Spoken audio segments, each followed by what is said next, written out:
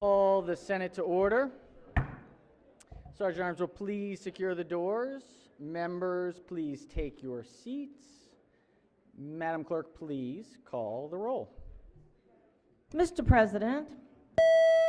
All right, Senators, we are very, very pleased this morning to have Pastor Jonathan Weaver of the Greater Mount Nebo AME Church in Bowie, Maryland, guest of the distinguished senator from District 23. Members, please rise for the invocation.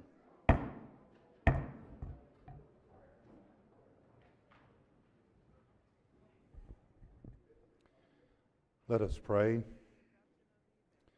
God, we come before your presence to thank you for the gift of this day. We are grateful that you have allowed us to be a part of your world at this appointed time. You ordained and destined it even before this world was fashioned and created by you.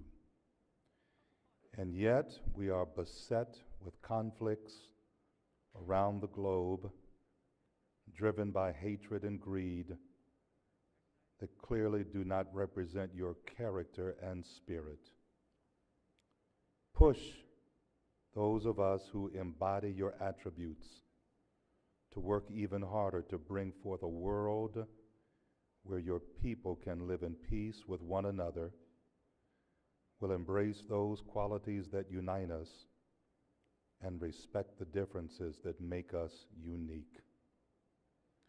We pray for every citizen of this great state, appreciative of the vast diversity we represent.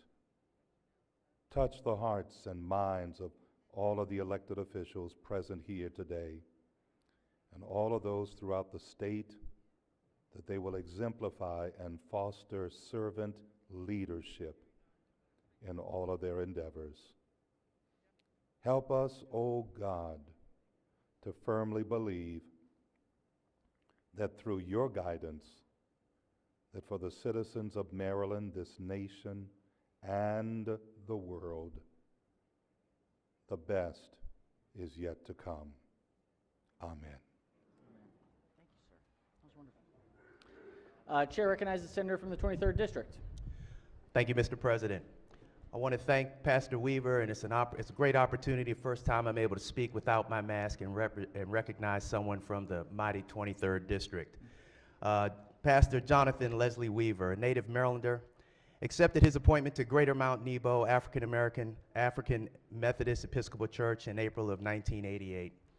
Under Reverend Weaver's spiritual guidance, the Greater Mount Nebo family has increased from 100 members to more than 1,600 and has approximately 50 ministries that serve the church and the greater community.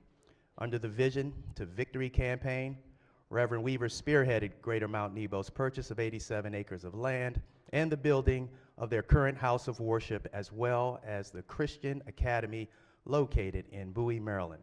Upon its completion, the Greater Mount Nebo campus will house an assisted living care facility and a family life and wellness intergenerational center. Reverend Weaver has a strong belief that one's Christian duty should encompass community outreach. Under his leadership, Mount Nebo Ministries have had many successful projects in the community, such as Christmas in April, Food and Friends, and the Tools for Schools program. His sense of community transcends the borders of Prince George's County. In 91, 95, and the summer of 2004, Reverend Weaver led mission trips to West Africa on behalf of Greater Mount Nebo. In 1999, Reverend Weaver preached and lectured in Swaziland and served as an official delegate to the Conference on Reconciliation held in Benin. Mount Nebo has developed close ties in parts of West Africa and has recently adopted a village in Benin. Mr. President, I want to thank again Pastor Weaver for coming today and ask that his comments and remarks be journalized. Most certainly. Thank you so much, Senator, for those reflections, and we thank the pastor for his works and his invocation today. And without objection, we will journalize the wonderful pastor's invocation. Chair recognizes the senator from Prince George's. Thank you, Mr. President. If I were to start talking about Dr. Jonathan Weaver, we would be here for a long time. This wonderful gentleman is truly a community activist. He has done an exemplary job of bringing ministers together helping them to understand that it's important that ministers not stand in their pulpits, but to go out into the community, reach down and lift up. Dr. Weaver is a wonderful husband, a wonderful father, just a wonderful community leader. I can tell you without fail, you all have not seen anything yet until you go to his church to hear him pray. I've heard a lot of ministers pray, but there's something about Dr. Weaver's prayer that's so comforting. Now, that does not take away what I feel about my pastor, Pastor John K. Jenkins, of First Baptist Church of Glen Arden. I don't want word to get back to him, and he gives me a call. About to say you're about to make him jealous, Senator. But I want him to know that he has a wonderful ability to bring people together. And he's highly respected, not only in Prince George's County, but he's respected all over this country and even outside of this country. If I need advice, one of the people that I can pick up the phone and call is Dr. Weaver. And he has just been just a truly outstanding public servant. He's more than a minister. He is a public servant who cares about the least of these.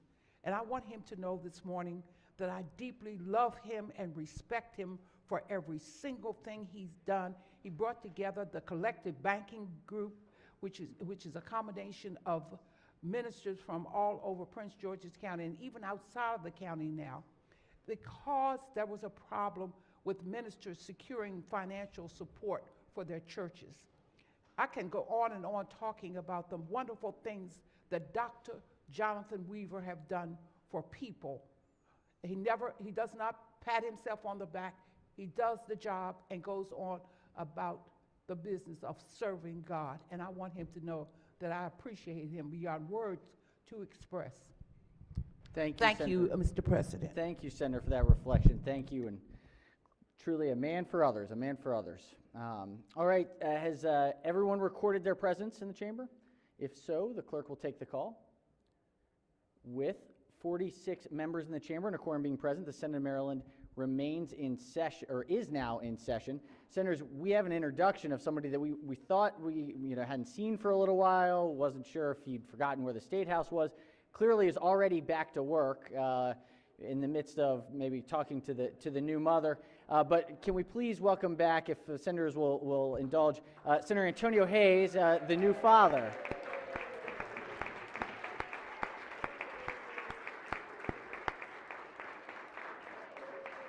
Hasn't slept in about 2 weeks, and it's, in the new father world. We also have a birthday for another new father, our Sergeant at Arms, James, who has a very happy birthday today. If we could wish him a very Senate happy birthday. On the way in this morning, we were talking about what it's like to live with 1 hour sleep, so the joys of new fatherhood. Yes, Chair recognizes the Senator from Montgomery County. Thank you, Mr. President. And it's my honor to introduce the doctor of the day, Dr. Melvin Stern, a pediatrician from District 18. Thank you, Mr. President. Excellent. Thank you, Dr. O'Day. We appreciate you. Thank you for being here. Chair recognizes the Senator from the 38th District. Good morning, Mr. President, colleagues. Happy Red Scarf Day. And please join me in welcoming the members of the Maryland Federation of Republican Women who have come from across the state to be here with us again. And I want to point out, these are women leaders in all aspects of our community. And we just heard the prayer about servant leadership. Senator, could we ask the members to stand in the gallery so they can be... Thank you, Mr. President. These women exude the prayer of servant leadership. And may God continue to bless them and their work. And we thank you for making the extra effort to be with us here in person. Let's have a great Red Scarf Day. Welcome. Great to see you all. Thank you for being here. We hope you enjoy your visit and engage with your members, and look forward to having conversations throughout the day. All right, we have a busy morning. Chair recognizes Senator from District 1. Thank you, Mr. President. Ladies and gentlemen, the Senate. this fall, went to a banquet up home, and they had an auction up there. And one of the items on the auction was me. Well, I actually think they raised we a lot just of went money. Anyway, the auction was to have someone spend some time, a day in Annapolis with me and shadow me around, and that day has come. So I would like to introduce my shadow of the day, who's up behind the president. Evan, stand up there. This is Evan Heath. I actually said it was spitting snow in Garrett County this morning when they left. He's 15 and a half years old. He's shadowing while his mother takes part in Red Scarf Day, who's also up there. He's ninth grader homeschooled in Abeka Academy in Pensacola, Florida. His interests in politics began when he was in fourth grade with Be the Change Project. He wants to study law and travel the country as a speaker and preacher. And if you talk to him, you'd get that idea that he wants to be a speaker and a preacher. So let's give Evan a big round of a welcome. Welcome, Evan. Welcome. Chair recognizes the senator from Montgomery County. Thank you, Mr. President. Colleagues, today is 911 Day in the Senate, and I am being shadowed today by my friend and really truly the backbone of the 911 Commission that I have been privileged to share for the last 4 years.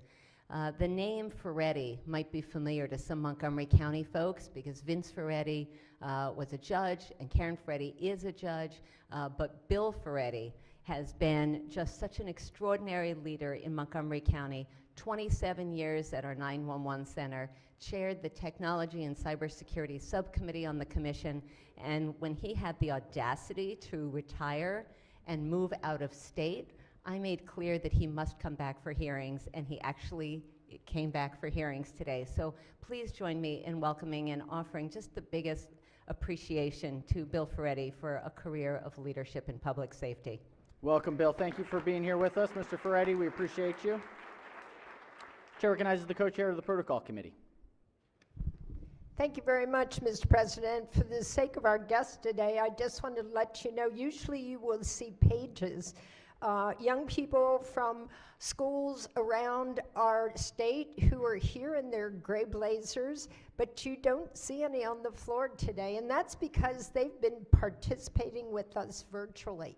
We usually have the opportunity to have one or two each couple days a week, but generally they are with us virtually. So I'm going to be introducing a group of students who are with us online. They have been with us for a week before. This is their second week. And a number of these young people will be with us tomorrow and the next day. So from Prince George's County District 23A, Eleanor Roosevelt High School, Rayhan Chowdhury. Connor Clayton from Baltimore County District 5, Loyola Blakefield. Joaquin Contreras, Montgomery County District 20, Bethesda Chevy Chase School. John Crook, Queen Anne's County District 36, Queen Anne High School. Toluwanini Depot Ademo, Charles County District 28, North Point High School. Lucia Denmead, Howard County District 12, Howard High School. Sarah Hulskamp, Garrett County District 1A, Northern High School. Sarah Medwin, Montgomery County District 17, Poolsville High School. Nicholas Oakey, Baltimore County District 11, Towson High School. Hannah Park, Wicomico County District 37B, James M. Bennett High School. Jimmy Rios Reyes, Prince George's County District 47A, International High School at Langley Park.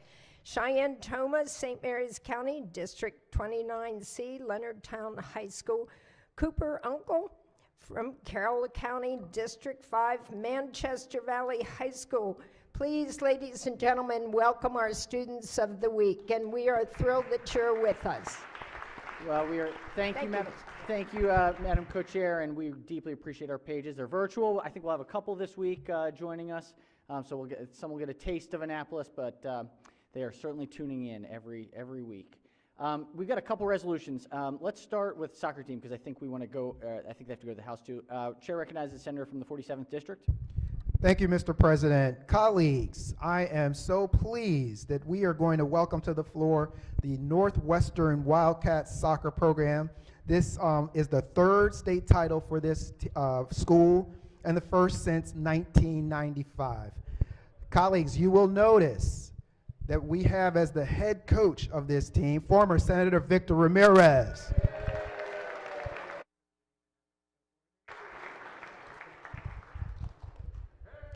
We are also joined on the floor by assistant coach Hovell, assistant coach Exantis, athletic director Dendy, principal Murray, and our number 10 on the team, best player in the state, Josue Guzman. He's on the floor as well. Colleagues,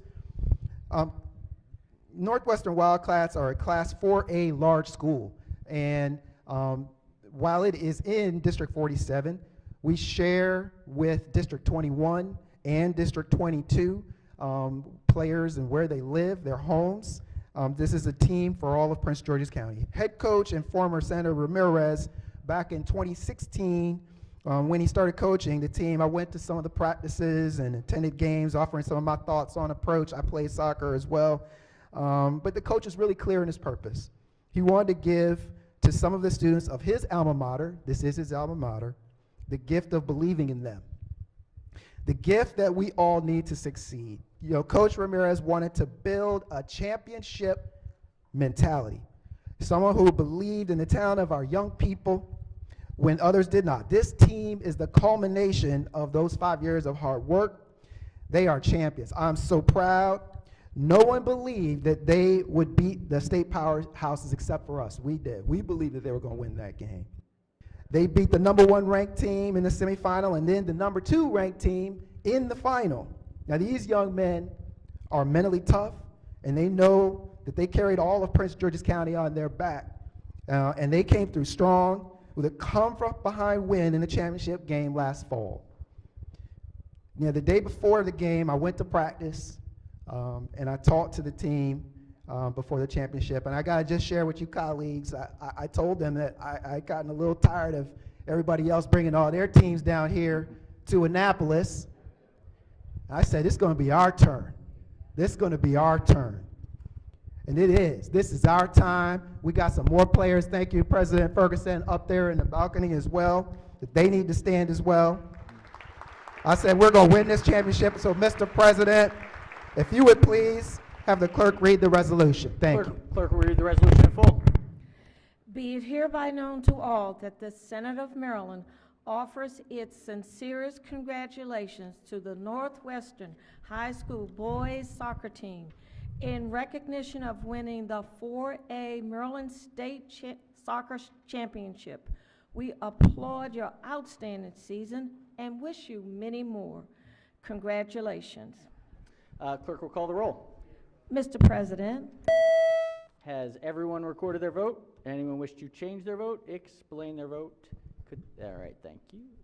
Clerk will take the call. Fellows from the Northwestern soccer team, the Senate of Maryland unanimously celebrate you and appreciate your incredible victory in the 4A Maryland State Soccer Championship. Congratulations on your victory, and keep up the incredible work. Chair recognizes the Senator from Montgomery County. Yeah, before the team leaves here, number one, was not mentioned that they defeated Northwest High School from Montgomery County, which is a District 15, District 39 collaboration.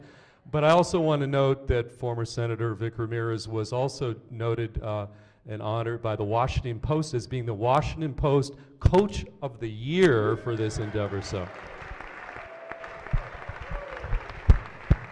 We thank you for that observation. As the good former senator knows well, when we were seatmates right there, and when on his last day he said, "I'll either see you back in Annapolis on the floor as the state's attorney, or if not that, I'm going to be back on the floor with the championship soccer team." And here we are today. It's pretty incredible. It's pretty incredible.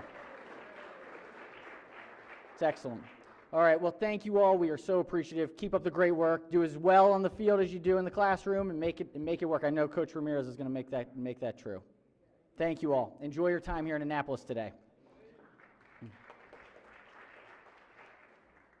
All right, senators, we have Another exciting resolution today. It is Pink and Green Day here in Annapolis.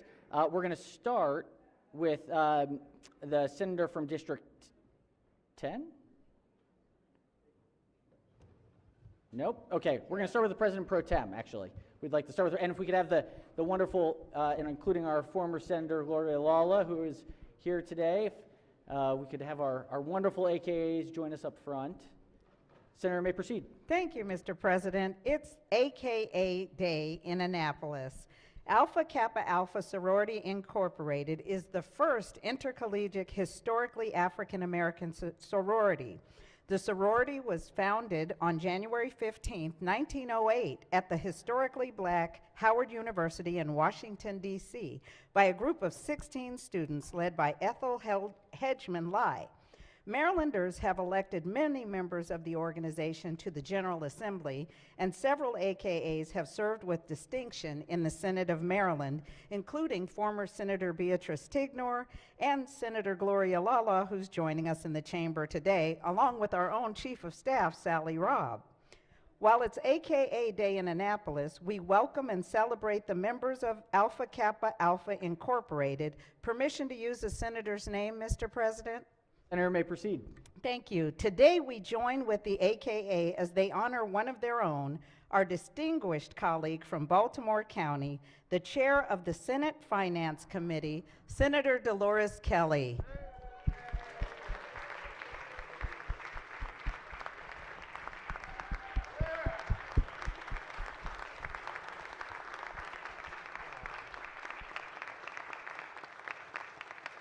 And Mr. President, I believe there's a resolution with the clerk, if that could be read. There is. The clerk will read the resolution in full. Be it hereby known to all that the Senate of Maryland offers its sincerest congratulations to Alpha Kappa Alpha Sorority Incorporated in recognition of your 2022 Maryland AKA Day.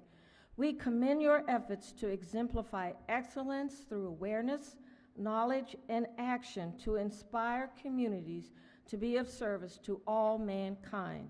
The entire membership extends its wishes on this memorable occasion and directs this resolution be presented on this 8th day of March 2022.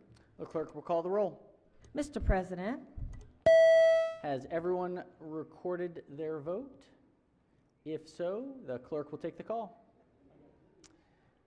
The Senate of Maryland unanimously celebrates the amazing work and dedication to the community and the giving us of the model for our wonderful Chair of Finance on this 2022 Maryland AKA Day. We thank you all so much for your incredible efforts and hope that you all have a wonderful day here in Annapolis today. Thank you. Chair recognizes the Senate's representative for the AKA sorority. I just want to say that there are a lot of firsts. We were the first sorority for African American women in the nation, and we're in a lot of countries, including in Saudi Arabia. Senator Lawler, our former colleague here, also, when she left us, as you recall, was a wonderful secretary of the Department of Aging for the state of Maryland. All of these women do very distinctive things. They're from various chapters.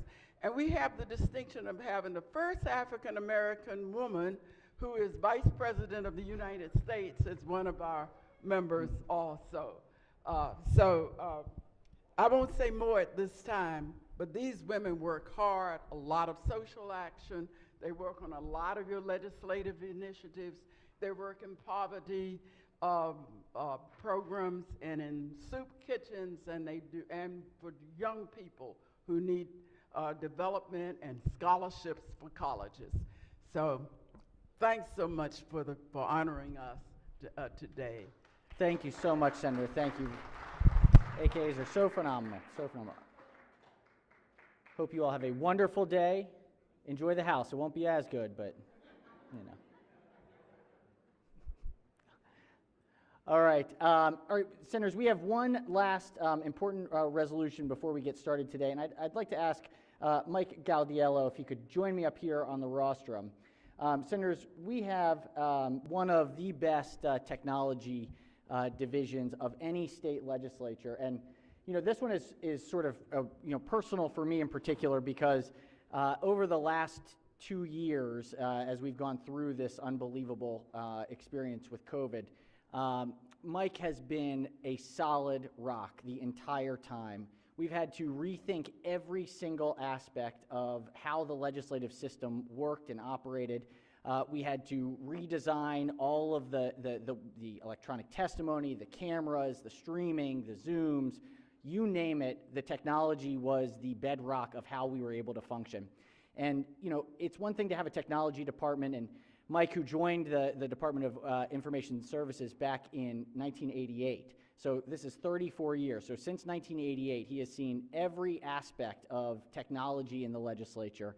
He has truly been a national leader for our Department of Legislative Services. And in the end of the 2022 session, he is going to be retiring. And so we are incredibly grateful for his service and humbly thank him for his unbelievable work, and personally, on a personal note, just am so unbelievably grateful for everything that you were able to do. Our media room most recently, but Mike has earned his time off in retirement on to the next adventure, and I think Aruba is in the plans, which is well-deserved. I mean, we still have 35 days, so, we still got to hold on to those. But, it is hard to tell you just over these last 2 years how many frantic phone calls I made to Mike on a Saturday, on a Sunday, on a you name it. He is truly one of a kind, and the Department of Legislative Services has been truly blessed with his presence, and he set up such an incredible staff. I think we have a number of staff members from the Department of Legislative Services who have come to see Mike be recognized in front of the Senate, and we have a resolution for him. Let's go ahead and do the resolution, and then would like any reflections that you would like to hand over to the Senate. So I may be putting you on the spot, but if the clerk could read the resolution.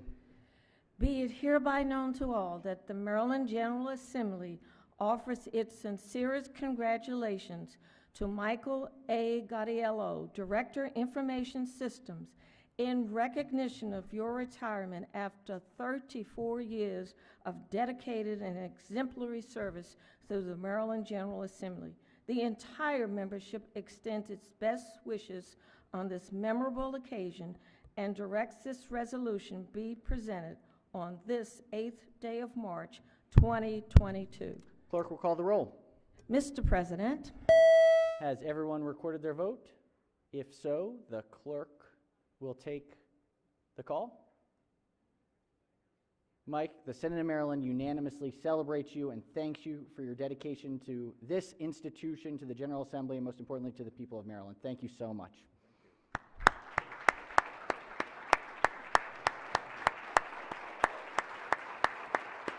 You can see yourself. After you.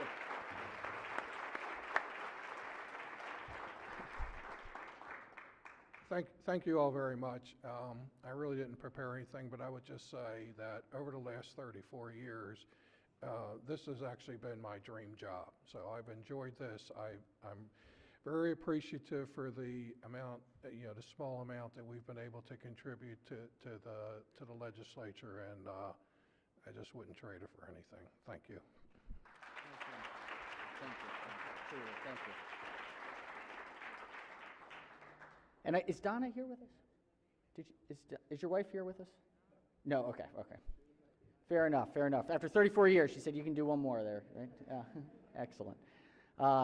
Really, it's truly important. I wish we've had many a frantic phone call. He is truly one of the best. All right, any other pieces of business before we jump into legislation today?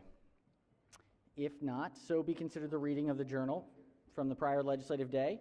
Let's go ahead and start with layover calendar. This is number 14. Clerk will read the bill. Senate Bill 369, Senator King, Income Tax Return Preparation Assistance Program for Low-Income Families. Question is on the adoption of the committee amendments and the favorable report. All right, question is on the two committee amendments. Any discussion? If not, all in favor of the amendment say aye. Opposed, nay. The ayes have it. The two committee amendments are adopted. Question now is on the amended report. Any discussion? If not, all in favor of the report say aye. Opposed, nay. The ayes have it. The favorable committee report is amended, is adopted. Are there any amendments to the bill or its title? Seeing none, Senate Bill 369 is hereby ordered printed for third reader. All right, we've got a number of second readers. Let's start with Finance. This is report number 7. Clerk will read the first bill. Senate Bill 1, Senator Bidle, State Finance and Procurement, Prevailing Wage, Stop Work Orders, favorable with 2 amendments. Chair recognizes the senator from the 32nd District as the floor leader. Thank you, Mr. President, and it is nice not to have our mask on, so thank you for that. Senate Bill 1 authorizes the Commissioner of Labor and Industry, after investigation, compliance with state prevailing wage law, to issue a stop work order to a public works contractor or subcontractor at every site where a possible violation of the prevailing wage law may have occurred. The bill specifies that the Commissioner investigate compliance with prevailing wage requirements promptly when the Commissioner receives a complaint and is made aware of a possible violation. Procedures and conditions for releasing the stop work order are also specified. The State Board of Contract Appeals must hear and decide an appeal arising from a decision to use the stop work order, and timeliness for submitting an appeal, hearing the appeal, and issuing a decision are established. The Commissioner may impose penalties and/or civil fines for the violations. There are amendments. Amendment number 1 is clarifying. Amendment 2 alters items that must be included in a decision of the board during an appeal and limits the amount of a civil penalty. I move the amendments and the adoption of the favorable committee report. Floor leader moves to the adoption of the 2 committee amendments and the favorable committee report. On the amendments, Chair recognizes the senator from the 33rd District. Question to the floor leader, if I Will may. the floor leader yield? Appears so. Senator may proceed. Morning. Can you share with us what problem this is trying to solve? This is trying to solve a problem where contractors or subcontractors do not respond to the informal investigation that the Department of Labor does. And they have, according to regulation, they have time to do an informal investigation. But if there's not a response to repeated offense, then they may use the stop work order. So today, if there's no response from the contractor or subcontractor, there's no other recourse? It can go to the Attorney General, which it has, and there are recent cases that have gone to the Attorney General. So if we have recourse, why do we need this sledgehammer to break a little piece of glass? The last report in 2017 said there was $900,000 in payroll theft in this state. 900,000. In payroll theft? Payroll theft. That's how they refer to if you aren't paying the proper prevailing wage or misclassifying people. There was 900,000 in 1 year. And so your bill would allow a $10 million building to be stopped because one subcontractor is not adhering to state law? If after the investigation they do not respond, yes. Okay. Thank you, Senator. Thank you. All right, on the amendments, any further discussion? If not, all in favor of the amendment say aye. Opposed, nay. The ayes have it. The 2 committee amendments are adopted. Question now is on the amended report. Any discussion? If not, all in favor of the report say aye. Opposed, nay. The ayes have it. The favorable committee report as amended is adopted. Are there any amendments to the bill or its title? Seeing none, Senate Bill 1 is hereby ordered printed for third reader. Clerk will read the next bill. Senate Bill 3, Senator Carter, Facilities, Disabilities, Juveniles, Behavioral Health, and Health Care, Safety Plans, favorable with 2 amendments. Chair recognizes the senator from Prince George's as the floor leader. Thank you, Mr. President. Senate Bill 3 requires each state residential center and group home for the developmentally disabled to establish and implement a safety plan and revise the plan every 5 years. Licensed behavioral health programs must revise their safety plans every 5 years, and specified healthcare facilities licensed by the department must submit safety plans and, if applicable, community relations plans, and revise the plans every 5 years. In addition, each juvenile care facility and detention facility must establish and implement a safety plan and revise the plan every 5 years. Legislation enacted last year required licensed behavioral health care programs and healthcare facilities to implement safety plans or some specified alternative. This bill extends the requirement to additional state licensed facilities and modifies existing safety plan requirements. Amendment 1 alters the title and is technical. Amendment 2 clarifies how often safety plans must be revised, specifies alternatives for safety plan requirements, and expands the content of safety plan requirements for licensed behavioral health programs. There is no fiscal impact, and there was no opposition at the committee hearing. I move the amendments and the adoption of the favorable committee report. Floor leader moves for the adoption of 2 committee amendments and the favorable committee report. On the amendments, any discussion? If not, all in favor of the amendment say aye. Opposed, nay. The ayes have it. The 2 committee amendments are adopted. Question now is on the favorable committee report as amended. Any discussion? If not, all in favor of the report say aye. Opposed, nay. The ayes have it. The favorable committee report as amended is adopted. Are there any further amendments to the bill or its title? Seeing none, Senate Bill 3 is hereby ordered printed for third reader. Clerk, read the next bill. Senate Bill 353, Senator Lamb, Health Insurance, Prescription Insulin Drugs, Limits on Co-Payment and Co-Insurance, Insulin Cost Reduction Act, favorable with 2 amendments. Chair recognizes the Vice Chair of the Committee. The floor Thank you, leader. Mr. President. One of the things we've done this term, I think we should be proud of, we've been out front of the country when it comes to controlling prescription drug pricing. We've had first in the nation Prescription Drug Affordability Board. Right now in the state of Maryland, we have 500,000 Marylanders who are living with diabetes, 10.5% of our adult population. And insulin, in many cases, is the key, life or death, and access to it. So what Senate Bill 353 does, it requires an insurer, nonprofit health service plan, or a health maintenance organization that provides coverage for prescription drug and devices to limit the amount of a covered individuals required to pay in co-payments or co-insurance for a covered prescription insulin drug to no more than $30 for a 30-day supply, regardless of the amount or type of insulin needed to fill the covered individual's prescription. This puts us in line with several other states around the country. Amendment number 1 adds sponsors and makes a change to the title of the bill. Amendment number 2 makes a technical change. Mr. President, I'd move the amendments and the adoption of the favorable committee report. Floor leader moves for the adoption of the 2 committee amendments and the favorable committee report. On the amendments, any discussion? If not, all in favor of the amendment say aye. Opposed, nay. The ayes have it. The 2 committee amendments are adopted. Question now is on the favorable committee report as amended. Any discussion? If not, all in favor of the report say aye. Opposed, nay. The ayes have it. The favorable committee report as amended is adopted. Are there any further amendments to the bill or its title? Seeing none, Senate Bill 353 is hereby ordered printed for third reader. Clerk, read the next bill. Senate Bill 421, Senator Rosapep, Primary and Secondary Schools Bus Driver Wages Study. This favorable with 2 amendments. This is an emergency bill. Chair recognizes Chair of the Committee as the floor leader. Thank you. Senate Bill 421 is an emergency bill that requires the Governor's Workforce Development Board to evaluate and report on the possibility of paying higher wages to school bus drivers in the state. Bus drivers subject to the study include individuals employed by a county board of education, a person that contracts with a local school system to provide bus driving services at a public or private school in Maryland, or a private primary or secondary school in the state. Amendment 1 adds sponsors. Amendment 2 moves the due date for the study to September 1 and specifies that the study consider regional variation in wages paid to school bus drivers. I move the amendments and the adoption of favorable committee report. Floor leader moves for the adoption of the 2 committee amendments and the favorable committee report. On the amendments, any discussion? If not, yes, Chair recognizes the Senator from District 6 on the amendments. Thank you, Mr. President. I have one question. Yes. Senator may proceed. No, I see some of the problems that we have in our county and other counties about having bus drivers and getting enough bus drivers and kids.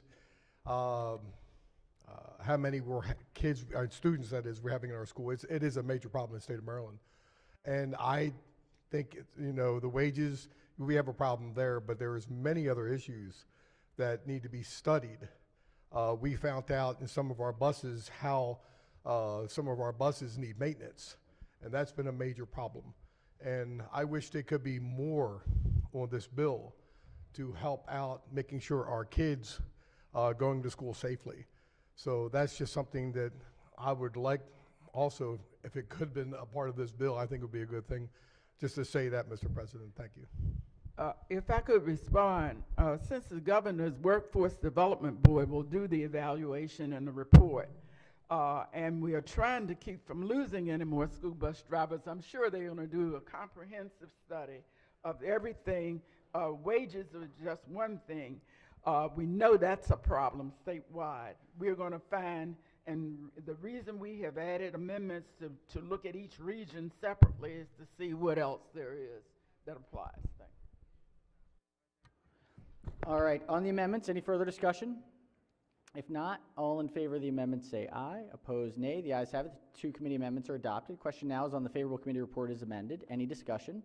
If not, all in favor of the report say aye. Opposed, nay. The ayes have it. The favorable committee report as amended is adopted. Are there any amendments, further amendments to the bill or its title? Seeing none, Senate Bill 421 is hereby ordered printed for third reader. Clerk, read the next bill. Senate Bill 572, Senator Klossmeyer, Insurance Surplus Lines Brokers Policy Fees, favorable with two amendments. Chair recognizes the sponsor of the bill is the floor leader. Yes. Thank you, Mr. President. Senate Bill 572, as amended, increases the maximum amount a surplus line broker may charge as a reasonable policy fee on a policy issued by a surplus line insurer to $200 on each personal lines policy and $500 or 7% of the policy premium, whichever is greater, on each commercial lines policy.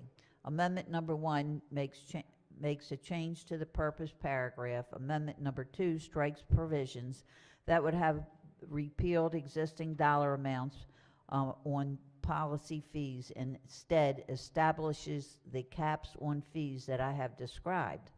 The amendment also clarifies the fee charging authority of a surplus lines broker with respect to policies issued by certain exempt commercial policyholders. There is no fiscal impact. There was no opposition at the committee hearing to the bill as amended. I move the amendments and the adoption of the favorable committee report. Floor leader moves to the adoption of the two committee amendments and the favorable committee report. On the amendments, any discussion? If not, all in favor of the amendment say aye. Opposed, nay. The ayes have it. The two committee amendments are adopted. Question now is on the amended report. Any discussion? If not, all in favor of the report say aye. Opposed, nay. The ayes have it. The favorable committee report as amended is adopted. Are there any further amendments to the bill or its title? Seeing none, Senate Bill 572 is hereby ordered printed for third reader. Clerk, read the next bill. Senate Bill 600, Senator Kelly, Health Facilities, Residential Service Agencies, Reporting Requirement, favorable with two amendments. Chair recognizes the chair of the committee as the floor leader. Thank you. Senate Bill 600 requires each residential service agency that receives Medicaid reimbursement for home care services provided by a personal care aide to report the following information to the health department each year. The personal care aide's hourly pay rate, whether the agency classified the aide as an employee or an independent contractor, whether the aide has health insurance provided by the agency, whether the aide is covered by workers' compensation, and whether the aide is provided with earned sick and safe leave. Amendment 1 is technical. Amendment 2 alters the reporting requirement by limiting it to the personal care aide's hourly pay rate and whether the aide is classified as an employee or as an independent contractor, and requires the department to develop an internal report including the preceding and other specified information. There's no fiscal impact. I move the amendments and the adoption of the favorable committee report. Floor leader moves for the adoption of the two committee amendments and the favorable committee report. On the amendments, any discussion? If not, all in favor of the amendment say aye. Opposed, nay. The ayes have it. The two committee amendments are adopted. Question now on the amended report. Any discussion? If not, all in favor of the report say aye. Opposed, nay. The ayes have it. The favorable committee report as amended is adopted. Are there any further amendments to the bill or its title? Seeing none, Senate Bill 600 is hereby ordered printed for third reader. Clerk, read the next bill. Senate Bill 789, Senator Feldman, Public Utilities, Underground Facilities, One Call System, favorable with two amendments. Chair recognizes the sponsor of the bill as the floor leader. Thank you, Mr. President. As amended, Senate Bill 789 requires a person, when using the One Call system, to provide notification of a planned excavation or demolition to select a start work date that is between 3 and 12 business days after the ticket is initiated. The bill expands the information that must be indicated through the notice provided to the One Call system to include the extent of the work to be performed rather than just the type of the work. A ticket must include a response date and time for owner members or their contract locators that corresponds with the start work date selected by the person who initiated the ticket. Amendment number 1 alters the purpose paragraph. Amendment number 2 alters the time frame from which a person must select a start work date as described, makes conforming changes to references to a start work date, and moves the effective date to June 1, 2022. There's no fiscal impact. There was No opposition at the committee hearing. Move the amendments adoption of the favorable committee report. Floor leader moves for the adoption of the two committee amendments and the favorable committee report. On the amendments, any discussion?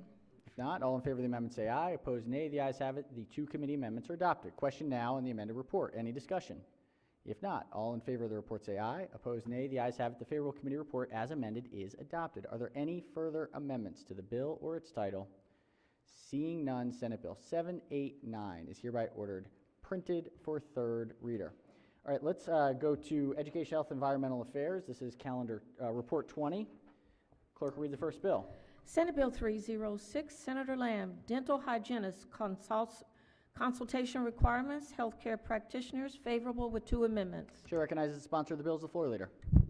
Thank you, Mr. President. Senate Bill 306 authorizes a dental hygienist to consult with a patient's registered nurse practitioner, certified nurse midwife, or licensed certified midwife before proceeding with treatment if there is a change in or concerns about a patient's medical history. The bill replaces the term, quote, medical offices with clinical offices in the list of facilities a dental hygienist is authorized to practice under the general supervision of a licensed dentist. There are two committee amendments. The first amendment is technical and makes technical changes. Amendment number 2 requires a dental hygienist to consult with a dentist and adds a nurse practitioner, certified nurse midwife, or a licensed certified midwife to the list of authorized professionals that a hygienist may consult with. The amendment changes medical history to medical condition. Move to the adoption of the two committee amendments and the favorable committee report. Floor leader moves for the adoption of two committee amendments and the favorable committee report. On the amendments, any discussion? If not, all in favor of the amendment say aye. Opposed, nay. The ayes have it. The two committee amendments are adopted. Question now is on the amended report. Any discussion? If not, all in favor of the report say aye. Opposed, nay. The ayes have it. The favorable committee report as amended is adopted. Are there any further amendments to the bill or its title? Seeing none, Senate Bill 306 is hereby ordered printed for third reader. Clerk, read the next bill. Senate Bill 355, Senator Lamb, HIV prevention drugs, prescribing and dispensing by pharmacists and insurance requirements, favorable with two amendments. Chair recognizes the bill sponsors the floor leader. Thank you, Mr. President. Senate Bill 355 authorizes a licensed pharmacist to prescribe and dispense up to a 30-day supply of pre-exposure prophylaxis, known as PrEP, or complete course of post-exposure prophylaxis, known as PEP, to a patient under specified circumstances if the pharmacist completes a training program approved by the State Board of Pharmacy. Medicaid must provide medically appropriate drugs approved by the FDA for HIV prevention, including PrEP and PEP. Insurers, nonprofit service plans, and HMOs and Medicaid are prohibited from, number 1, requiring prior authorization or step therapy for PrEP or PEP for HIV prevention, and number 2, imposing cost-sharing requirements for PrEP and PEP, including for certain services related to those medications as specified. The bill's insurance provisions take effect January 1st, 2023, and apply to all policies, contracts, and health benefit plans that are not grandfathered.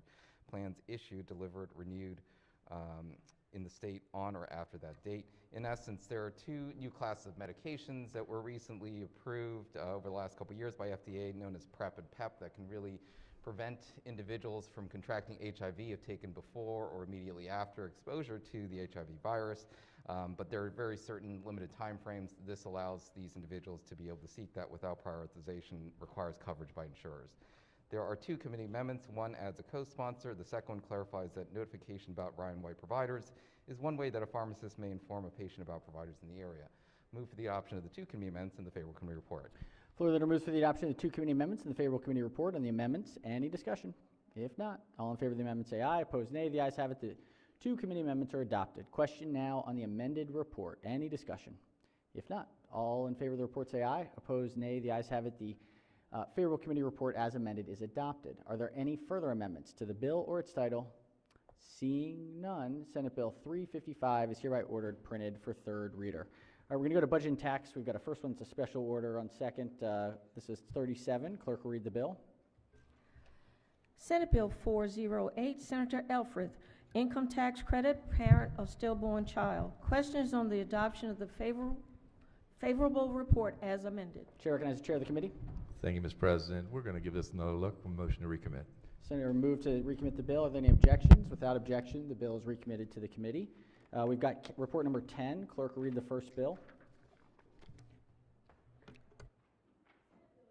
Senate Bill 59, Senator McCray, Maryland Transportation Authority, options for the payment of tolls and civil penalties, favorable with two amendments. Chair recognizes the bill sponsor as the floor leader.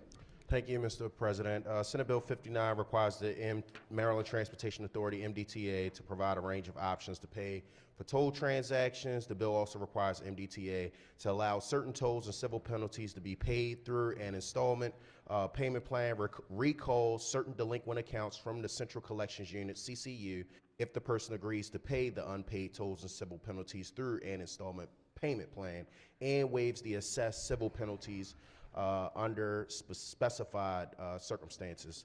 The committee amendments, Mr. President, makes technical changes throughout the bill to better accomplish the original intent of the bill. The amendments limit when the authority is required to offer forms of payments for tolls. The amendments make clear that the authority is authorized to recall delinquent accounts from the Central Collections Unit. The amendments require the authority to waive certain penalties in accordance with the authority's customer assistance plan as approved on February 24th, 2022. The amendments alter the terms of the installment plans that the authority is allowed to offer. The amendments require the authority to notify anyone who paid a civil penalty during the toll deferral period who may be eligible for a refund. Finally, the amendments require the authority to provide certain reports to the Maryland General Assembly and adopt sponsors to the bill. Move the adoption of the committee report, Mr. President. Floor leader moves for the adoption of two committee amendments and the favorable committee report. On the amendments, Chair recognizes the senator from the 36th district. Thank you. Thank you, Mr. President. Question for floor leader. Yes, sir. Senator may proceed.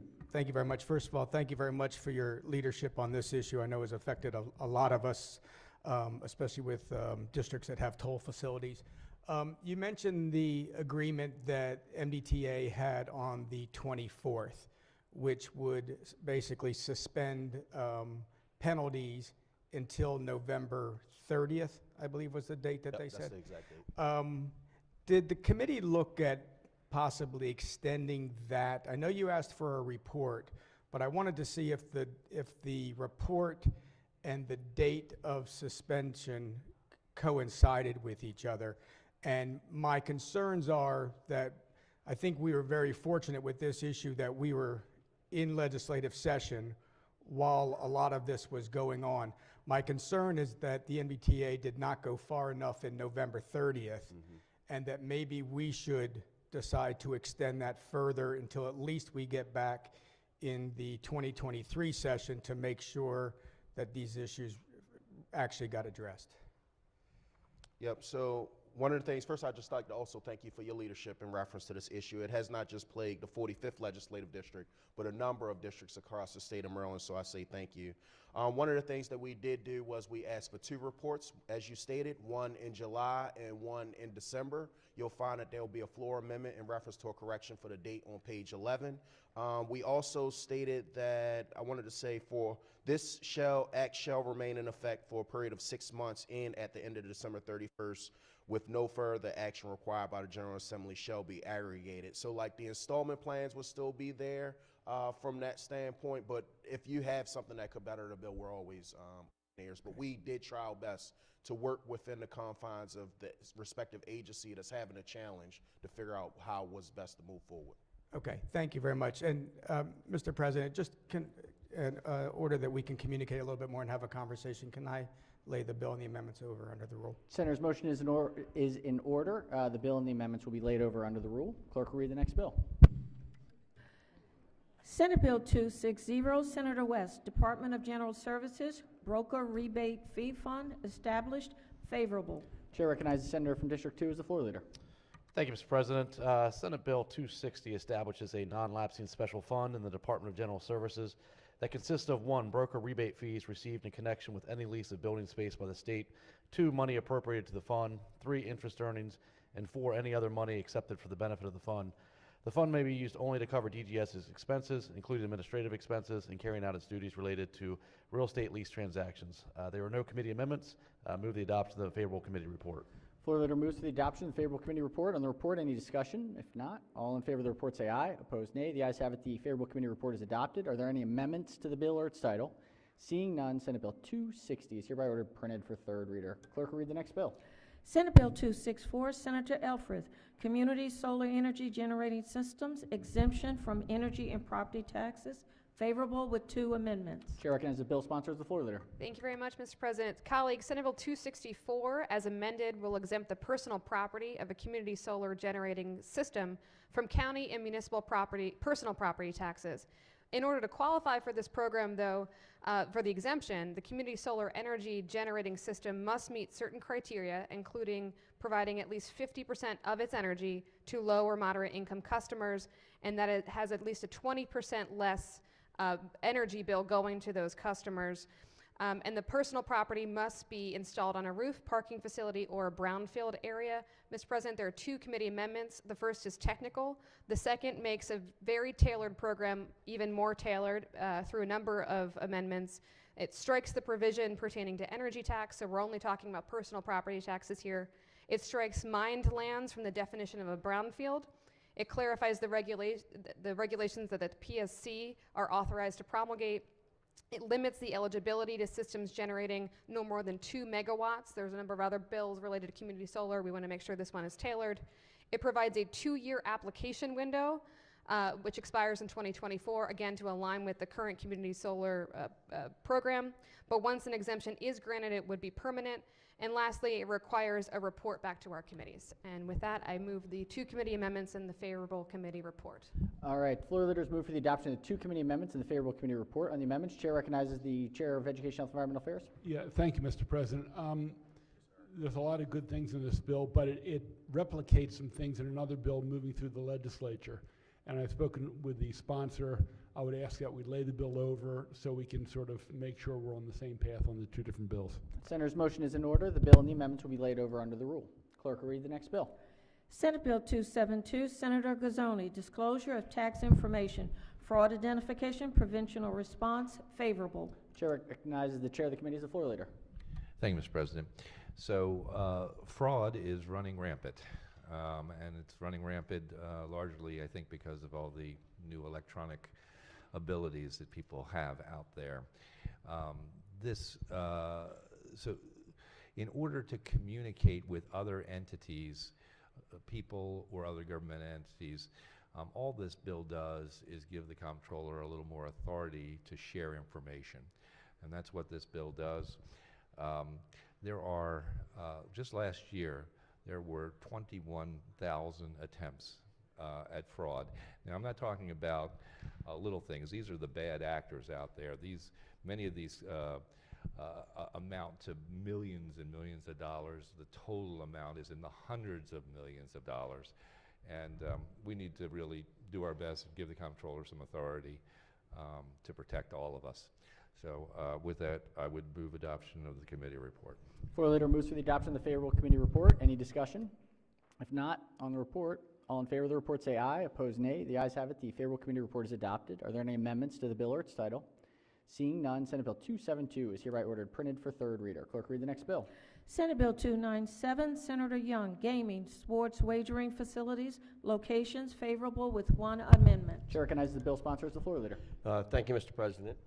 Senate Bill 297 prohibits the Sports Wagering Application Review Commission from awarding a Class B1 or B2 sports wagering facility license to an applicant within that's doing sport wagering within 10 miles of a Class B1 or B2 sports wagering facility located in Calvert, Charles, Carroll, Frederick, or Washington County. There's 1 amendment striking Washington County. Move favorable on the amendment and the committee report. Floor leader moves to the adoption of the 1 committee amendment and the favorable committee report. On the amendment, Chair recognizes the senator from the 36th district. Thank you very much, Mr. President. Just a question for the floor leader, please. Will the floor leader yield? Senator may proceed. Trying to understand this bill a little bit. It looked as though it was presented as a Frederick County delegation bill. I see that you and the both Frederick County senators were the sponsors here and the delegates on the House bill. But the bill includes 4 other counties: Calvert County, Carroll County, Charles County, and Washington County, with the exception of what you amended out. Why were those counties included? We had a request to include them. We did start this as a local bill. We had a request to include those counties. Well, where was the request? I was just looking at the committee testimony. I don't see any requests from there. So where did those requests come from? From a lobbyist for the sports wagering people. Lobbyists from facilities people or the commission or? From the existing facilities. So why are we restricting issuing licenses in this industry? Well, actually, I think the 10-mile limit was proposed originally, but taken out. It's very expensive to get in it, and feel that the competition within a short distance would not be favorable to the facilities. Well, like you said, we have a 1.5 mile limit with the major casinos, the Class A licenses. We have a 15-mile limit specifically for Rocky Gap, Hollywood Casino, and Ocean Downs. But are these now facilities that kind of got into the game, they got their license, and now they're coming back and saying, hey, can you put a circle around us and don't let anybody else inside it? They were in the original bill, and it did have a shorter distance. And yes, they came back and requested a longer distance. Okay. I just not sure I'm understanding if we had done all this effort to go to sports wagering. We just got it up and running. You know, there was some controversy. It was a little bit late in getting started. And then the first legislative session we have after that bill, we're going to now put more rings around certain facilities. And again, like I said, I am not seeing any testimony at the bill hearing anything other than Frederick County. In fact, the testimony that you provided was even to amend everything out except Frederick County. I said we brought it in originally as a local bill. We had other requests, and I was agreeable to anyone that wanted to be on it, All right, Mr. President, this has an amendment on it. I'd like to see some of the testimony from other requests to put these other counties in here. Again, I'm just concerned on why we're all of a sudden limiting the Class B licenses to, you know, again, these are limited within the entire counties to radiuses, and I'm just trying to understand why we're doing that, why that didn't come into as a more formal bill, and why there isn't any type of testimony from, you know, either individuals or commissioners or somebody in these other counties. Actually, these counties were listed in the bill that was presented. Right, again, but as you said, it was originally listed as a Frederick County bill that you listed. We originally discussed it as a Frederick County bill. We then I had requests to add the others and submitted the bill with the 5 counties listed.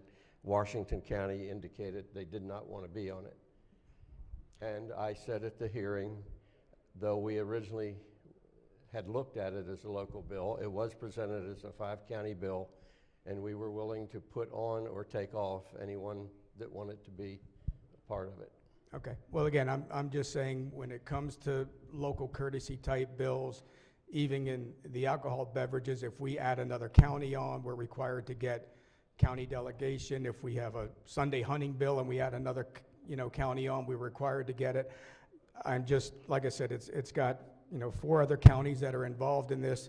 There's no testimony from, I mean, the only other written testimony is from the riverboat on the Potomac, which is actually a Virginia location, right? That's across the Potomac from Charles County? I don't think we have control over anything that's not in Maryland. Which is why, so now if I look at all the testimony, that was the only written testimony, and then your written testimony that actually says amend out the other counties. So it's a little bit confusing. Well, again, I said we offered it to those that requested to be in it, and also said anyone that wanted out or in, as far as we were concerned, was welcome. Or we could have dealt with it as a county bill, but it was not presented as a county bill in that we had 5 counties on the bill as presented. Right. Did the senator have a motion? Yeah, Mr. President, I'd like motion is to lay over under the rule, but I would like to be able to see any type of information from these other counties that have required this. I can appreciate if it was a local bill and that was your intent. And again, your testimony says take the other counties out, but they haven't been taken out. And Right. we're now restricting this to, limit the competition that's out there. And I think that we should All see. right, well, the motion's in order. Let's, we can answer the questions offline, see if we can get the information to the senator. The bill and the amendment will lay over under the rule. Clerk will read the next bill.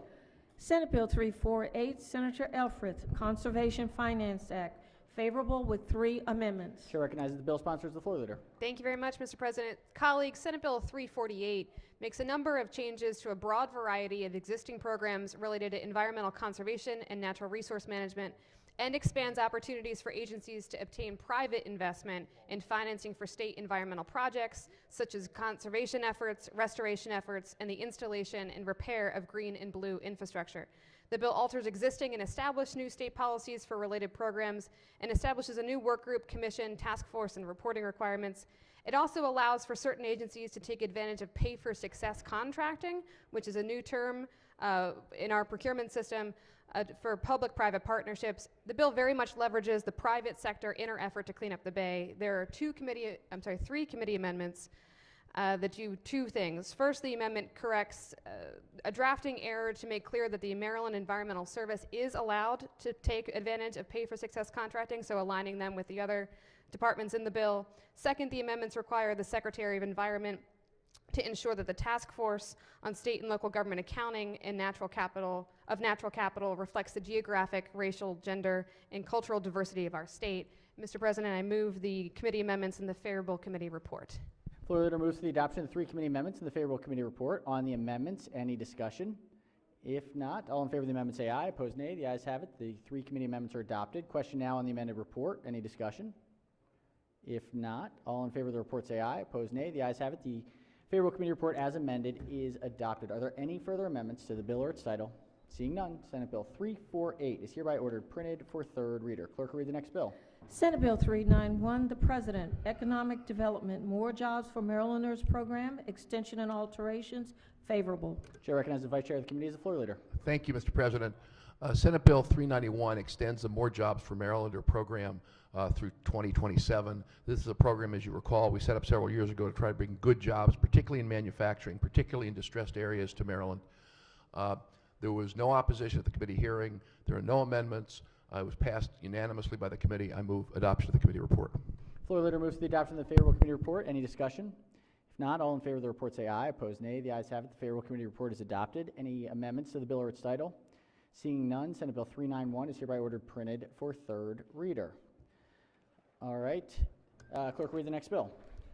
Senate Bill 461, Senator Griffith, State Finance and Procurement Procedures and Pricing and Selection Committee for Preferred Providers, favorable.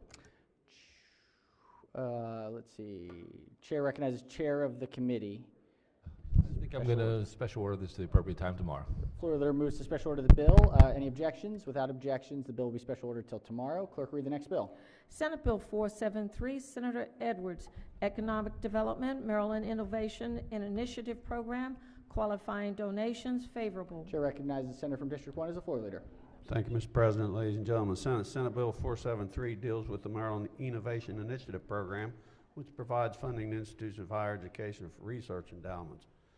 Institutions of higher education that have an annual unrestricted current fund budget of less than $250 million. The bill lowers the minimum threshold from qualified donation or pledge made from $500,000 to $200,000.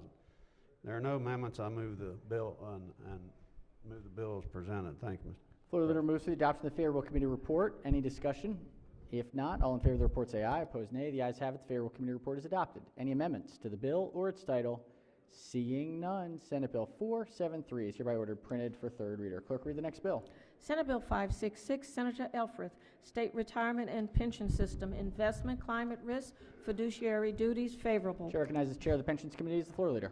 Thank you very much, Mr. President. Colleagues, Senate Bill 566 is another joint committee on pensions bill. This will require a fiduciary of the state retirement and pension system, when managing the assets of the system, to consider the potential systemic risks of the impact of climate change on our system's assets. It further specifies requirements for climate risk assessment, the duties of the chief investment officer, and policies of the board of trustees to address and mitigate risk in the system's investment program. There are no committee amendments, Mr. President. This is very much a codifying of existing practices for the system. And with that, I move the favorable committee report. Floor Leader moves to the adoption of the favorable committee report. On the report, Chair recognizes the Minority Leader. Yes, thank you, Mr. President. I see it's favorable. I'd like a day just to look at this, if I could just special order it for one day. Senator moves to special order the bill. Any objections to the Senator's motion? Without objection, the bill will be special ordered to the appropriate time tomorrow. As we are moving to calendars, Chair recognizes the Chair of the Judicial Proceedings Committee. Thank you, Mr. President. I just wanted to do this before we get to the next calendar, but in the gallery we have the former Chair of Judicial Proceedings, former Senator Bobby Zirkin. Just if you could extend a nice warm welcome. Welcome back, brother. Thank you. Welcome back. Welcome back. Good to see him. Didn't make the team, but you know, still practicing those hoops. Great to see you, Senator. Next we got special order calendar 38. Clerk will read the bill. Senate Bill 478, Senator Hester, Career and Technical Education Committee, alterations. Questions on the adoption of the favorable report? All right, Mr. questions President. on the report. Chair recognizes the Vice Chair of the Committee of Budget and Tax. I have an amendment, Mr. President. Let's do the report. Oh, Let's do okay. the report quickly. Fine. All right, on the report, any discussion? If not, all in favor of the report say aye. Opposed, nay. The ayes have it. The favorable committee report is adopted. We have Senator from the 21st has an amendment. Give us just one moment, Senator, to load it up.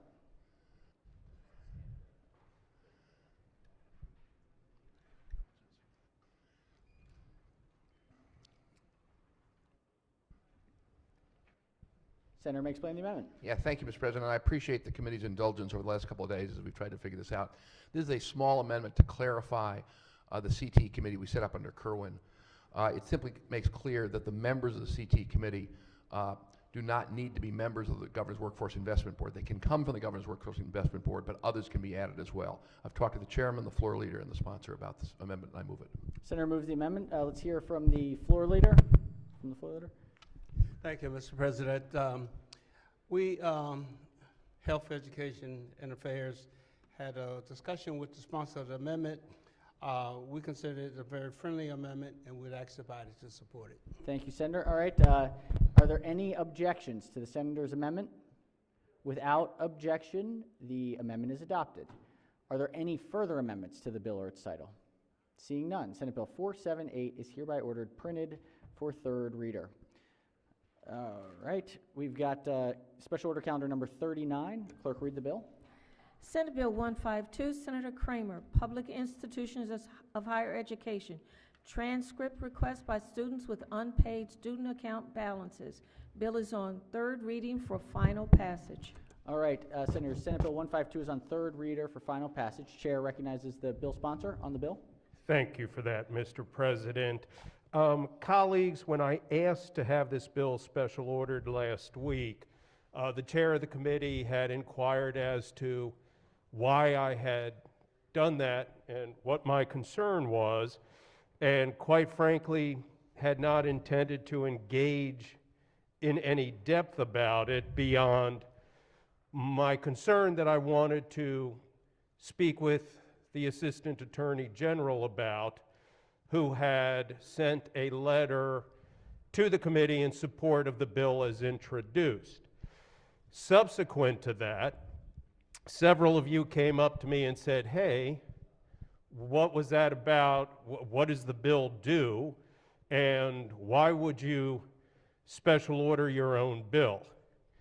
So very briefly, Mr. President, I want to share with the chamber what the bill does and the purpose for it. Currently in the state of Maryland, a university or college can hold hostage the transcript of a student who has debt to the university or college. It is a problematic practice. It, time and time again, has been shown in studies on the issue to not be beneficial to the universities and colleges or to the students. And in fact, doing so can keep students from being able to either transfer to another school because they cannot afford to pay the cost of the school they are in, and they need to maybe transfer to a community college or a less expensive school, but now their transcript is held hostage by the university until they come up with the money to pay the school.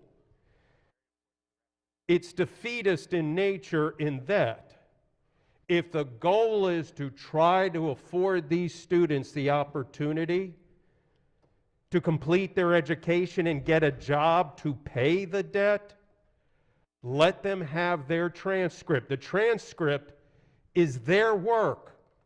It's a reflection of what they have done. And by the way, all of the classes that they have paid for, and yet they are not permitted access to it. If these same students need to be employed and get their transcript to show their employer their accomplishments, they are blocked out from doing so. They don't have access to the key they need to get that job. So when I came into the committee, I expressed my concern about what a poor policy this is, what poor public policy. And again, I will share with you, every study on the issue has indicated that our low-income students are the ones who are harmed the greatest by this outdated policy, and there is nothing in this bill that would prohibit the universities from collecting the debt. This doesn't waive the debt. The only thing the bill does is allow the student to have access to their transcript so they can either complete their schooling or get a job and pay off the debt. But what I found was very interesting is that when I went to the committee for the bill hearing, I learned that there was a letter from the Attorney General's office indicating full support of the bill. We see that a lot in our committees. We often will get a letter from the Attorney General's office. But what was fascinating about this letter was not only did it say it's bad policy, but the letter reflected the opinion of the office that it's an illegal practice. And the penultimate paragraph in the letter reads as follows: the division supports Senate Bill 152 because it will place higher education institutions on notice of the illegality of this practice and hopefully put a stop to it being used by Maryland institutions.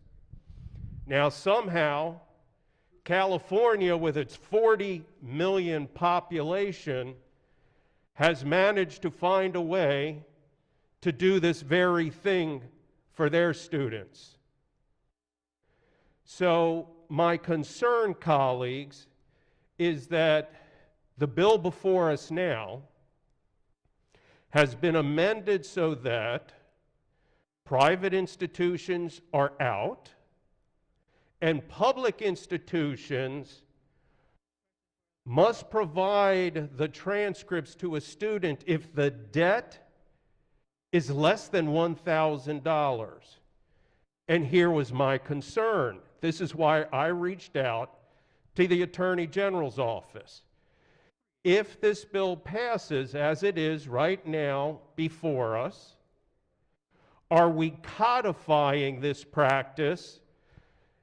And if it's illegal, do we want to put into practice as being legal that our colleges and universities can hold hostage these transcripts for anything greater than $1,000. And if it's a private institution, hey, have at it for any value. A $25 parking ticket, you hold that transcript. So I had a lengthy conversation with the Assistant Attorney General who wrote the letter to the committee. And there was still great concern about the policy and the practice, but after speaking at length, he indicated to me that he felt that maybe this is a very, very small step forward to address the issue, but he did not feel that by codifying the bill in its current form, that we would be doing more harm than good, and that was my concern. And that's why I asked that we special order the bill, because I wanted to have that conversation. So with that, colleagues, it is my hope that rather than be creating barriers for our students to be able to complete their educations, instead of putting in roadblocks to limit their ability to get a good job or complete their education so that they can pay their student debt, that maybe in the future we can work as a body to address this issue and ensure that we're working to support our students, to support our lower income students to graduate from a secondary institution of higher learning. With that, Mr. President, thank you. My questions have been answered. Thank you, Senator. All right, Senators, this bill is on third reader for final passage. Do we have everybody here? Looks like we do.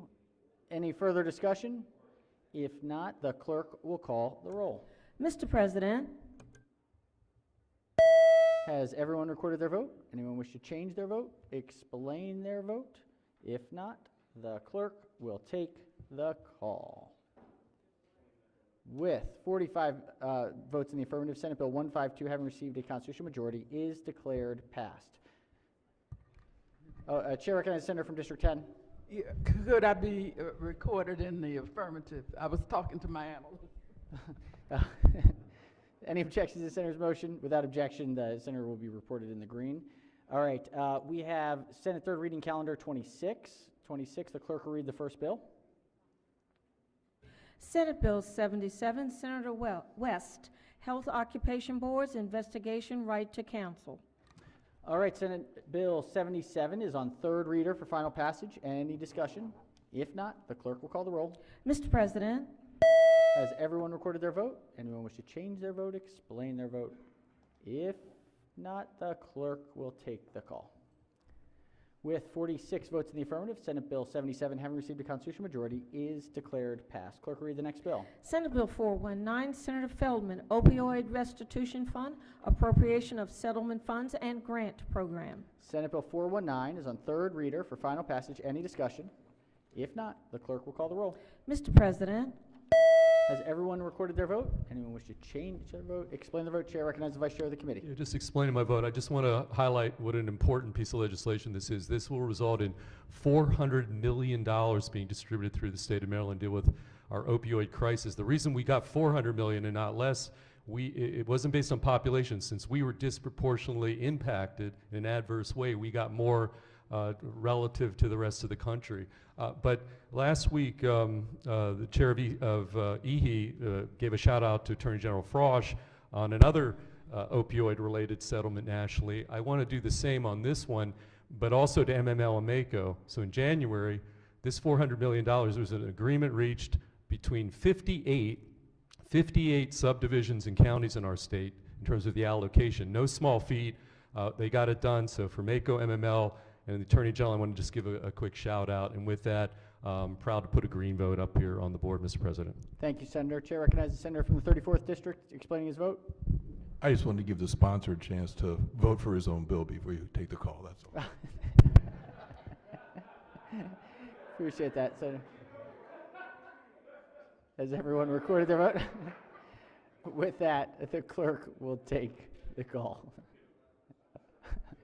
With 46 votes in the affirmative, Senate Bill 419, having received a constitutional majority, is declared passed. All right, one more calendar of the day here. This is calendar 25. Clerk will read the first bill. Senate Bill 55, Senator Signor, Baltimore County Board of Education, retention of counsel. Senate Bill 55 is on third reader for final passage. Any discussion? If not, the clerk will call the roll. Mr. President, Has everyone recorded their vote? Anyone wish to change their vote, explain their vote? If not, the clerk will take the call.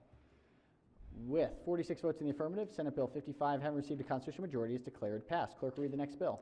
Senate Bill 157, Senator Carter, Baltimore City Board of School Commissioners, student members, and task force to study compensation and student members. All right, Senate Bill 157 is on third reader for final passage. Any discussion?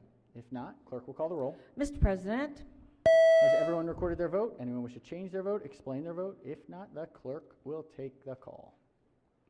With 46 votes in the affirmative, Senate Bill 157, having received a constitutional majority, is declared passed. Clerk will read the next bill. Senate Bill 414, Senator Signor, Baltimore County Board of Education, membership and election of officers. Senate Bill 414 is on third reader for final passage. Any discussion? If not, clerk will call the roll. Mr. President, Has everyone recorded their vote? Anyone wish to change their vote, explain their vote? If not, the clerk will take the call. With 45 votes in the affirmative, Senate Bill 414, having received a constitutional majority, is declared passed. Clerk will read the next bill. Senate Bill 425, Senator Riley, real estate associate brokers and salespersons, compensation, payment from title insurance producer. Senate Bill 425 is on third reader for final passage. Any discussion? If not, the clerk will call the roll. Mr. President, Has everyone recorded their vote? Anyone wish to change their vote, explain their vote? If not, the clerk will take the call. With 46 votes in the affirmative, Senate Bill 425, having received a constitutional majority, is declared passed. Clerk will read the next bill. Senate Bill 440, Senator Bidle, commissions to study the healthcare workforce crisis in Maryland, establishment. This is an emergency bill. Senate Bill 440 is on third reader for final passage. Senators, this is an emergency bill. Any discussion? If not, the clerk will call the roll. Mr. President, Has everyone recorded their vote? Anyone wish to change their vote, explain their vote? If not, the clerk will take the call. With 46 votes in the affirmative, Senate Bill 440, having received a constitutional majority, is declared passed. Senators, great job today. We got through a lot of work. Let's go ahead and do committee announcements. Chair recognizes the chair of the Finance Committee. Finance will meet at 1 o'clock for bill hearings. We have 12 bills to hear today. Thank you, Madam Chair. Chair recognizes the chair of Education, Health, and Environmental Affairs. Thank you, Mr. President. Before I announce the time of our meeting, ladies and gentlemen of the Senate, I received an email about 20 minutes ago. As you recall, last year we passed the Tree Solutions Act, which committed to planting 5 million trees across the state over the next 10 years, many of them in urban areas. $10 million was set aside for this year, I believe, for planting trees in urban areas. The requests have come in for $14 million. So it's actually oversubscribed, which I think is a very good thing.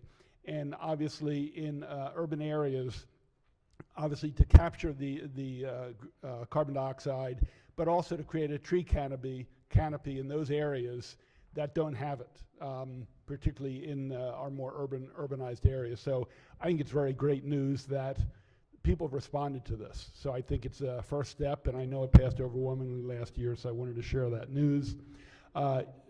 Education, Health, and Environmental Affairs will meet at 1 p.m. today for bill hearings. I think today is an education day. I think we have 10 or 12 bills. 1 o'clock. 1 o'clock. Thank you, Mr. Chairman. And it is good news. Get those trees out there. Chair recognizes Chair of Budget and Tax. Okay. Busy week. Big week. Big week. We're going to have, by Friday, hopefully, we'll have the budget on the floor. All right. So. Knock on wood. Knock on wood.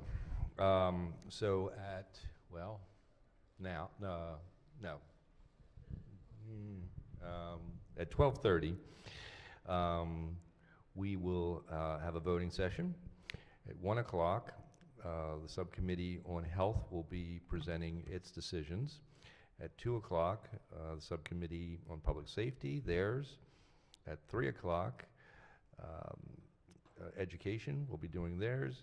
And at 4 o'clock, there'll be a presentation on the PAYGO capital portion. And just so everyone knows, that's not the big portion of the whole budget that is the general obligation bonds. So it's not the LBIs and that component part, so you won't be seeing that yet, just in case there are any questions. And then at 4:15, we will have hearings on the capital budget. Busy day, busy day. A lot of moving pieces. Thank you, Mr. Chairman. Chair recognizes the Chair of Judicial Proceedings. Thank you, Mr. President. Judicial Proceedings Committee will meet today at 1 o'clock, followed by bill voting session. 1 o'clock, excellent. Standing committees, any further standing committees? Exec noms or rules, all right. Any delegations? Delegations? Mr. President. Yes, Chair recognizes the senator from the 33rd District. Thank you very much. Mr. President, last Wednesday was Ash Wednesday. We had a wonderful crowd in our the Robert Neal Room in the James Building, and Chaplain Chris Jensen will be back tomorrow, 8 o'clock. All are invited. Thank you, Mr. President. Thank you, Senator. Thank you, Senator. Chair recognizes the Majority Leader. Thank you, Mr. President. With your indulgence, Senator may today proceed. happens to be the International Day for Women.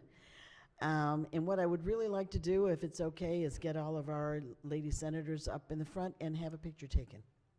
Possible? Do we want to do it after session, or would we rather do it right now? You are the boss. I think we have time. Why don't we do it right now? Okay. Is Jim? Are we ready? Let's please, if we could have our senators, our women join up front. Critical to our operations here.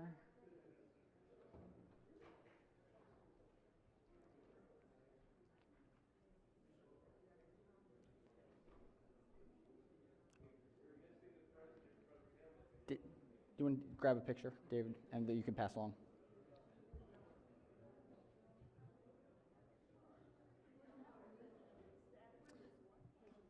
Chief.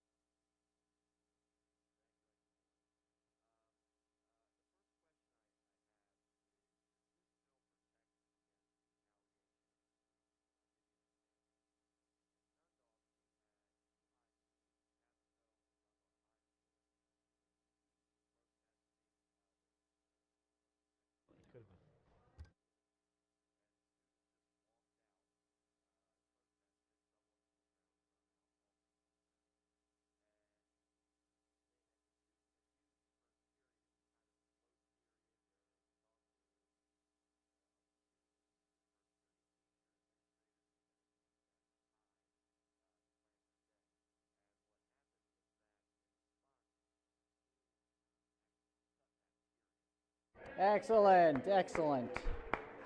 We celebrate our women senators. Not just one day, every day. Every day. Chair recognizes the Majority Leader.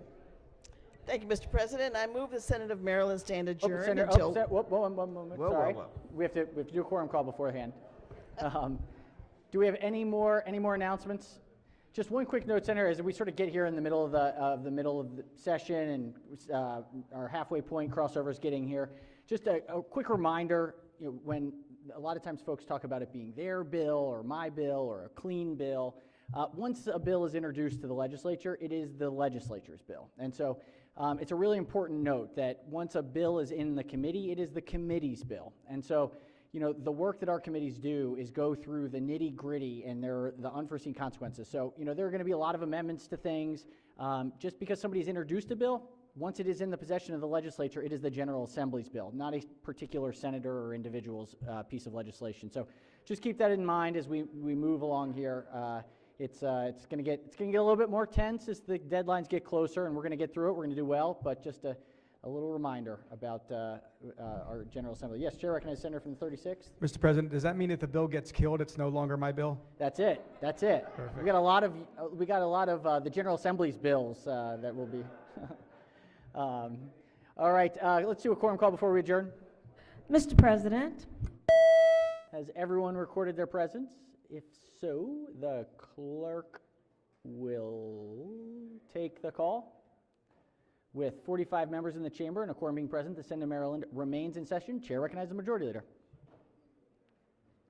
Thank you, Mr. President. I move the Senate of Maryland stand adjourned until Wednesday, March 9th at 10 a.m. 10 a.m. without objection. Happy International Women's Day. Stay safe. Have a wonderful day.